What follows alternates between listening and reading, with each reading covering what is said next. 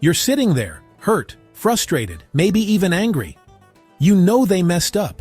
They know they messed up. Everyone in the room knows they messed up. And yet, nothing.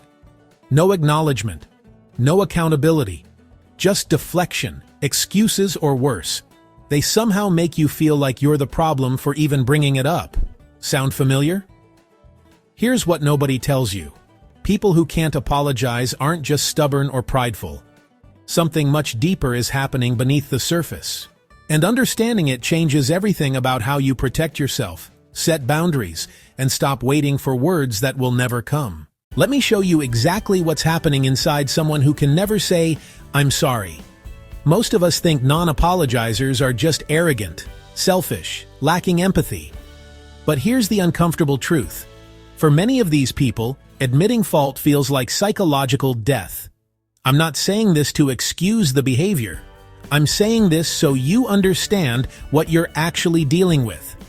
Because when you're waiting for an apology from someone whose entire sense of self would collapse if they admitted wrongdoing, you're not just waiting for words. You're waiting for them to voluntarily destroy the defense mechanism that's kept them emotionally alive. And that almost never happens without serious intervention. Let me break down the 5 psychological patterns you're seeing when someone can't apologize. Pattern number 1, the fragile foundation. Here's what's really going on. Their self-worth is built on being right, being good, being blameless. Most people have what psychologists call a stable sense of self. You can make a mistake, feel bad about it, apologize, and still know you're fundamentally okay. Your identity can hold both "I messed up" and "I'm still a good person" at the same time. But for people who can't apologize, their entire self-concept is rigid, black and white. Either they're perfect or they're worthless. There's no middle ground. So when you ask them to acknowledge they hurt you, you're not asking for an apology. You're asking them to confirm their deepest fear, that they're fundamentally flawed, bad, unlovable. Pattern number 2, the shame spiral. They're desperately avoiding stop. Think about that for a second. Most of us experience guilt when we mess up. Guilt says, "I did something bad." It's uncomfortable, but it's manageable. It leads to repair. But people who can't apologize, they experience shame. And shame says, "I am bad." Guilt is about behavior. Shame is about identity. When someone is hardwired to turn every mistake into evidence of their fundamental unworthiness, their psychological system has one job: prevent that shame at all costs. So they deny, deflect, rationalize, and gaslight. Not because they're monsters, but because to them, admitting fault feels like admitting they shouldn't exist. Pattern number 3, the defensive wall. You've probably noticed this. The more you try to get them to see what they did, the more defensive they get. They might attack you. You're too sensitive. You always make everything about you. After everything I've done for you, this is what you focus on? They might play victim. I'm the one who should be upset. You have no idea what I've been going through. They might gaslight. That's not what happened. You're remembering it wrong. I never said that. Here's what nobody tells you. The intensity of their defensiveness is directly proportional to how threatened they feel. The bigger their reaction, the more fragile the foundation you've just touched. Pattern number 4, the control pattern. Here's the thing that changes everything. People who can't apologize need to control the narrative, because if they admit fault, they lose control. You gain power. The story becomes, "They hurt you," instead of, "You're overreacting." Watch what happens in these interactions. They'll change the subject. Bring up something you did weeks ago. Focus on your tone instead of their actions. Make it about your flaws, your past mistakes, your inability to just let things go. This isn't random. This is strategic. They're rewriting the story in real time so they never have to be the villain, the failure, the one who was wrong. Pattern number 5, the empathy blockage. And here's where it gets really painful. Many people who can't apologize genuinely cannot access empathy in the moment. I don't mean they're incapable of empathy in general. I mean when their defense system is activated, when their fragile sense of self is under threat, their brain literally cannot process your pain. All the bandwidth is going to survival, to protecting the self-concept, to avoiding the shame spiral. So when you're pouring your heart out, explaining how deeply they hurt you, and you see that blank look, that disconnect, that coldness, you're not talking to a person who won't feel empathy. You're talking to a person who can't in that moment. So where does this come from? Let me dive into the psychology, because understanding this removes so much confusion. This pattern usually begins in childhood, often in one of three scenarios. First scenario. They grew up in an environment where mistakes were met with disproportionate shame, punishment, or withdrawal of love. They learned that being wrong equals being unlovable. So their brain built a defense system. Never be wrong, never admit fault, never give anyone ammunition. Second scenario. They were praised for being perfect, being smart, being the good one. Their worth became tied to an impossible standard. Admitting imperfection threatens the identity their caregivers valued, the identity they learned to survive on. Third scenario. They experienced trauma or neglect, and control became their safety mechanism. Admitting fault means losing control, and losing control means returning to that helpless, vulnerable state. So they white-knuckle their way through relationships, never letting their guard down. Here's what neuroscience shows us. When these individuals face potential accountability, their amygdala, the fear center of the brain, lights up like a Christmas tree. Their nervous system interprets an apology request as a threat, not an invitation to repair. A threat. Their cortisol spikes. Their prefrontal cortex, the part that handles empathy, perspective-taking, and emotional regulation, goes offline. And the primitive brain takes over. Fight, flight, or freeze. Defend, deflect, disappear. This is why logic doesn't work. This is why explaining your feelings doesn't work. You're not dealing with someone who doesn't understand. You're dealing with someone whose brain has literally categorized this interaction as dangerous. Now, here's where I need you to hear me clearly. Understanding why someone can't apologize does not mean you have to accept the behavior. Let me say that again. You can have compassion for someone's wounds and still refuse to let them wound you. If you're the person who struggles with apologizing, this is uncomfortable, but important. Your survival mechanism is hurting people you care about. The very thing you built to protect yourself is creating the rejection and abandonment you fear most. Your inability to apologize isn't a character flaw.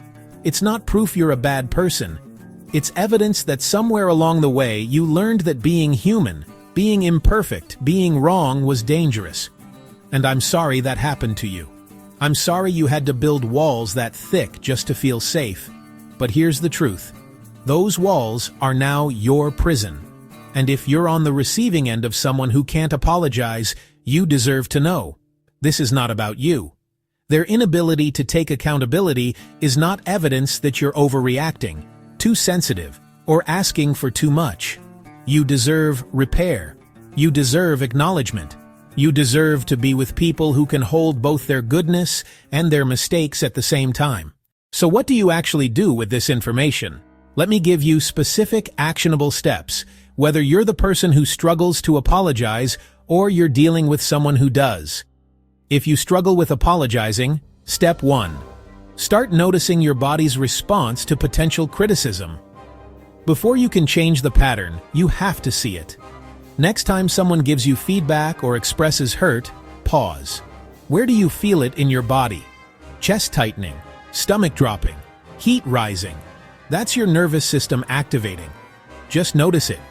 Don't judge it. Awareness is the first step to choice. Step 2. Practice separating behavior from identity. Start with small things. Burn dinner? Instead of, I'm such an idiot, try, I made a mistake. Snap at someone? Instead of, I'm a terrible person, try, I responded poorly. This is the muscle you're building. The ability to do something wrong without being fundamentally wrong. Practice this in low-stakes situations. Build the neural pathway. Because you can't suddenly access this skill in high-stakes moments if you've never practiced it in safe ones. Step 3. Write apologies you don't send, at first. This is less threatening because there's no audience, no vulnerability, no risk. Think of a situation where you hurt someone. Write out, I see that specific action. That must have felt impact. I'm sorry.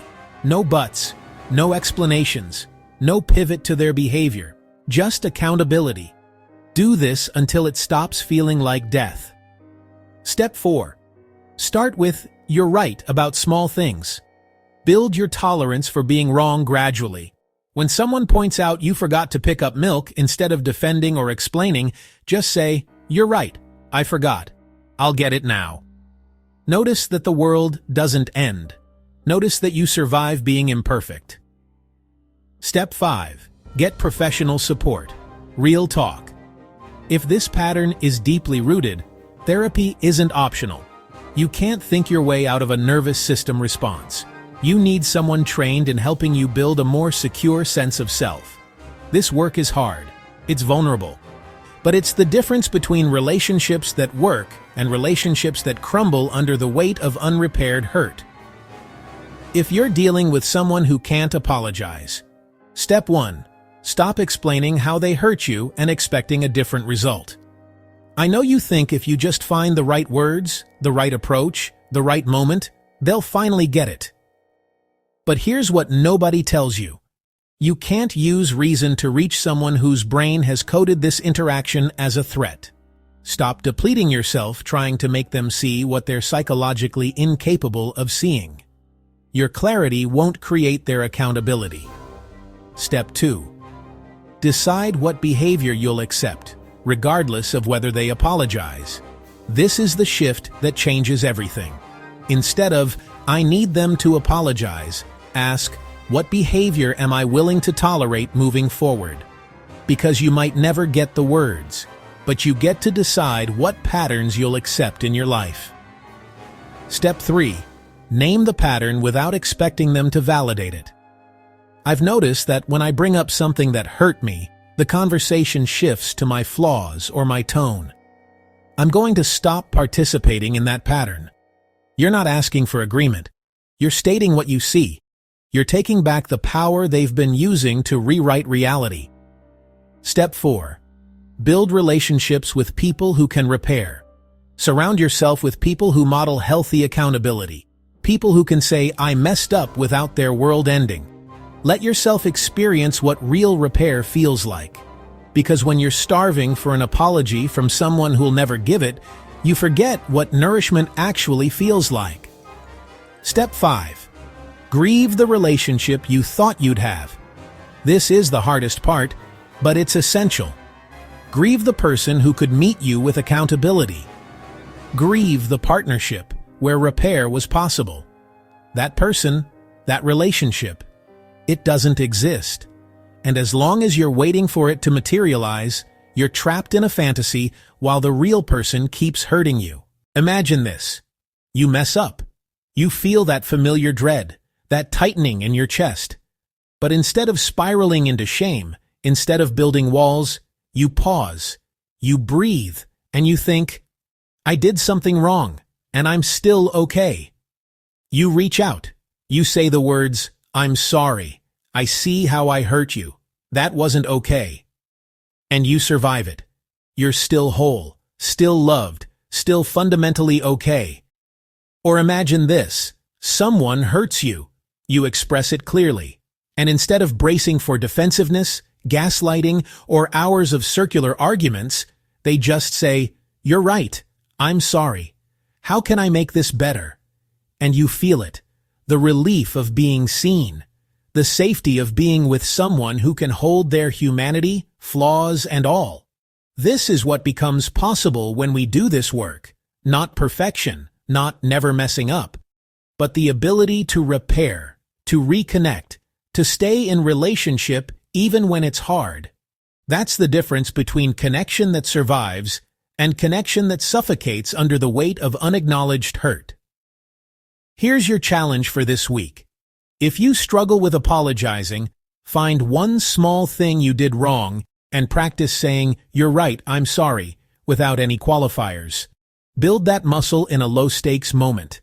If you're dealing with someone who can't apologize, stop explaining how they hurt you and start deciding what behavior you'll accept. Your energy is precious. Invest it in people who can meet you. And remember this: accountability isn't weakness. It's the foundation of every relationship that actually works. You deserve to be in relationships where repair is possible, where mistakes don't mean the end, where being human, flawed, and imperfect is not just tolerated, it's expected. Go build that life. You're worth it.